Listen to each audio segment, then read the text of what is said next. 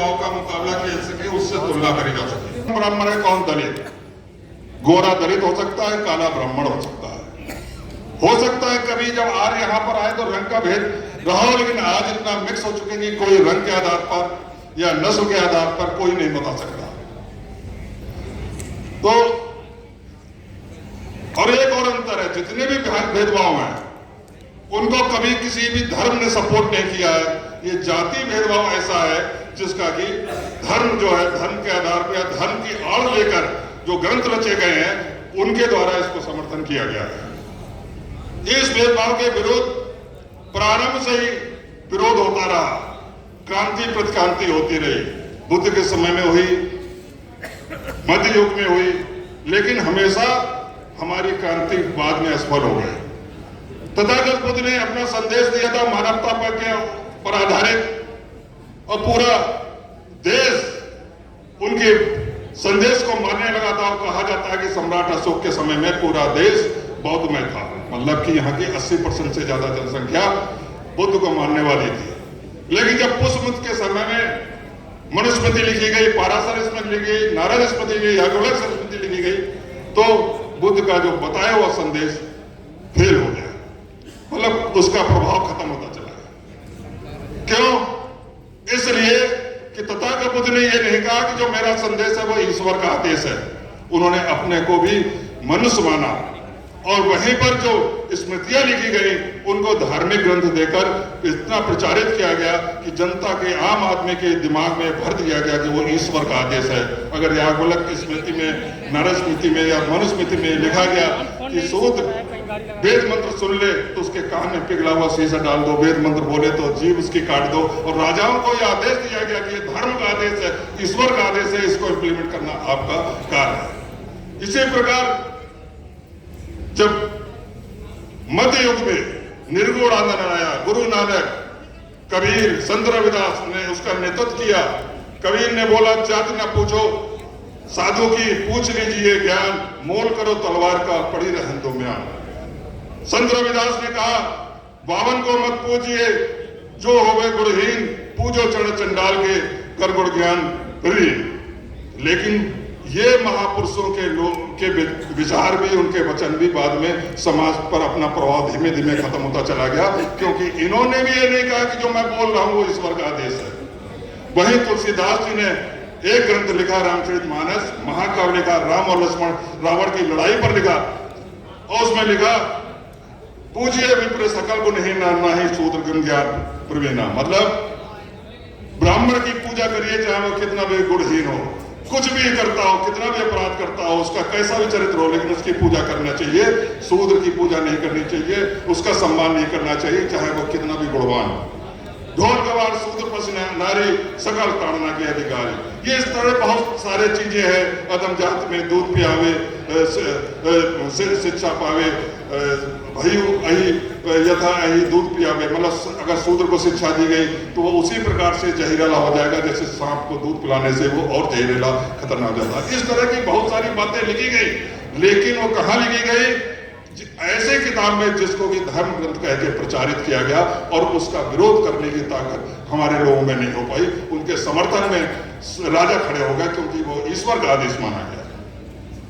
तो साथियों, स्पष्ट है कि ये जो भेदभाव है उसका मूल कारण बौद्ध ग्रंथ है, जिनको धार्मिक कह के, जिनके आधार पर इस भेदभाव को आज तक हजारों साल से अब तक पुष्पित पल्वित किया जाता रहा। हम पर हमारा शोषण उसके आधार पर होता रहा। को नहीं दिया। और बड़ा आश्चर्य की बात है कि पहले तो हम लोग दबे कुचले थे, शिक्षित नहीं थे, लेकिन बाबा साहब अम्बेडकर का संविधान, उनके लड़ाई से जो हमें अधिकार मिले, हम तुम पढ़ लिख कर बड़े बड़े पदों पर पहुंचे।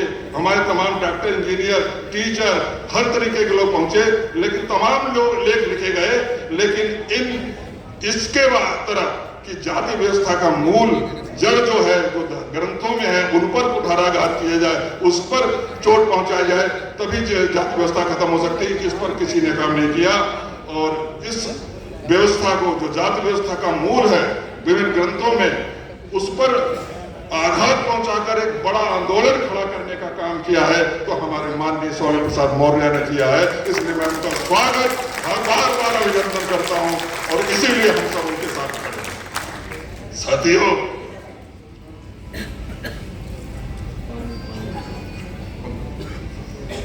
साथियों, ऐसा नहीं है कि जाति भेदभाव पहले था, आज खत्म हो गया है। चाहे रोहित वेमुला का मामला देख लीजिए, शिक्षण संस्थानों में आज भी हमारे स्टूडेंट्स के साथ भेदभाव होता है।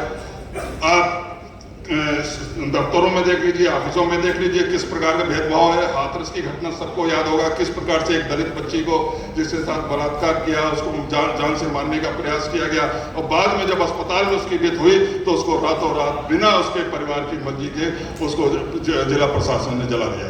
और इसी प्रकार गांव में तमाम अत्याचार होते हैं, कहीं घोड़ी पे नहीं चढ़ने दिया जाता हमारे दूल्हे को।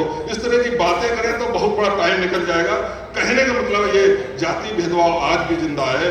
यहाँ तक कि अभी पूर्व राष्ट्रपति रामनाथ कोविंद जब ब्रह्मा के मंदिर में गए तो उनको भी मंदिर प्रवेश करने से नहीं दिएगा, उस समय जब वो राष्ट्रपति थे। तो आप सोचिए कि ये जाति भेदभाव क्यों है और वो आज भी है। उसका कारण यह है कि आज भी वो धर्म ग्रंथ समाज में पूजे जाते हैं जिनमें ये चौपाइयां, ये भेदभाव की बातें लिखी हुई है। अभी जब रामचरितमानस पर कोई बात हुई, ये विवाद हुआ, हमारे स्वयं मुख्य अतिथि स्वामी प्रसाद मौर्य जी ने जब अपने चौपाइयों का विरोध किया तो एक टीवी पर एक धर्माचार्य का इंटरव्यू आ रहा था। इंटरव्यू क्या, वो कहीं पर प्रवचन दे रहा था, उसमें कह रहा था कि अगर हमारे धर्मग्रंथ कहते हैं कि ब्राह्मण सर्वश्रेष्ठ है, ब्राह्मण श्रेष्ठ है, शूद्र जो है सेवा के लिए है, तो मैं कौन होता हूं उसका विरोध करने वाला, हम कौन होते विरोध करने वाले। धर्मग्रंथ तो ईश्वर का आदेश है। और सोचिए अगर धर्माचार्य इस बात को कहते हैं, वो जाति भेदभाव को ईश्वर का आदेश बताते हैं, तो जो गांव में उनके चरणों में नतमस्तक होने वाला, रोज उनकी चरण वंदना करने वाला, ऐसा अगर गांव का सामंत बैठा होगा, दबंग बैठा होगा, तो आपके दूल्हे को घोड़ी पर क्यों चढ़ने देगा। इसलिए अगर इस जाति भेदभाव का मुकाबला करना है तो हमें उसकी मूल में जाना होगी, उनकी जड़ों में जाना होगा और उनको प्रतिबंधित करने के लिए हमें जोरदार आंदोलन चलाना होगा, जो कि हमारे माननीय स्वामी प्रसाद मौर्य ने जी कहा है, चलाया है और कहा कि प्रतिबंध लगाया है। वो पूरी पुस्तक की बात नहीं कर रहे, तो उन चौपाइयों की बात कर रहे हैं। जो जाति भेदभाव, हमारे अपमान को, हमें अधम और नीच कहा जाता है, उसको समर्थित करते हैं, उसे ईश्वर का आदेश बताते हैं। साथियों, यदि इससे लड़ना है तो हमें इस आंदोलन को तेज करना होगा और हम ये संभव है, ये संभव है क्योंकि आप देखिए हमारे मुख्य अतिथि स्वामी प्रसाद मौर्य जी ने एक ओंकार भरी और उससे जो चिंगारी बहुजन समाज में आई है उसी से ही वो बौखला गए। गीता प्रेस ने पहली बार उनके हुंकार भरने के प्रभाव से नई रामचरितमानस लिखी, उसकी कापियां पब्लिश की गई, जिसमें कि ताड़न का अर्थ शिक्षा पढ़ाया। एक अलग चीज है कि उसकी व्याख्या सही नहीं कर पाते। मोहन भागवत हमारे मौर्य जी के हुंकार भरने से मजबूर हो गए, उनको कहना पड़ा कि वर्ण व्यवस्था भगवान ने नहीं बनाई, वो जो है पंडितों ने बनाई। तो अब एक चिंगारी जगाई है स्वामी प्रसाद मौर्य जी ने, हमारे मुख्य अतिथि ने। अगर बहुजन समाज उनके साथ पूरा खड़ा हो जाए तो चिंगारी आग बन जाएगी और ये हिंदू राष्ट्र का सपना खतरे में पड़ जाएगा, नष्ट हो जाएगा, हवा में उड़ जाएगा। इसलिए हमें अपने मौर्य जी का साथ देना है। हमसे कहा जाता है कि आप दूसरे धर्म के बारे में क्यों नहीं बोलते हो, हम दूसरे धर्म के बारे में क्यों बोले। हमें नीच और अधम किसी कुरान में नहीं बोला गया, बाइबल में नहीं बोला गया, तो जहां बोला गया हम तो उसी का विरोध करेंगे।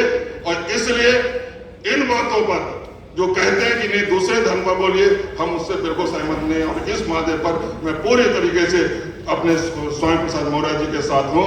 हमारी लड़ाई किसी धर्म से नहीं है, किसी देवी देवता से नहीं है।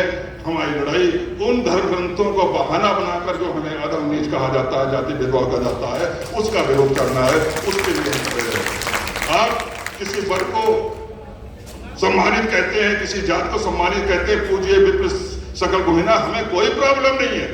लेकिन जब हमारी प्रॉब्लम तब शुरू होती है जब आप उसकी दूसरी लाइन बोलते हैं, ना ही सूद गुण ज्ञान फिरना। मतलब आप अपने अपने को ऊंचा उठाओ, लेकिन हमारी कीमत पे क्यों हमें नीचा देकर क्यों उनको उठा रहे हो? इसलिए हमें इसका विरोध करना है। और मैं अपने पूरे इस हाल की ओर से, तमाम जो विभिन्न जिलों से लोग आए हैं उनकी ओर से अपने मुख्य अतिथि स्वामी प्रसाद मौर्य जी को विश्वास दिलाता हूं कि अगर आप इसी तरह आगे बढ़ते रहिए, जाइए, पूरा बहुजन समाज आपके साथ है। मानवर काशीराज का जो आंदोलन बिखर गया था उसको पुनर्जीवित करने का टाइम आ गया है और उसका नेतृत्व एक बहुत ही सशक्त आवाज वाला, सशक्त नेतृत्व देने वाला मानवर स्वामी प्रसाद मौर्य के रूप में बैठा है। हमें उनके साथ खड़ा होना होगा। साथियों, इसी के साथ मैं अपनी बात समाप्त करता हूं और मैं फिर से मुख्य अतिथि का स्वागत करता हूं, अभिनंदन करता हूं। सभी को जय भीम, नमो बुद्धाय।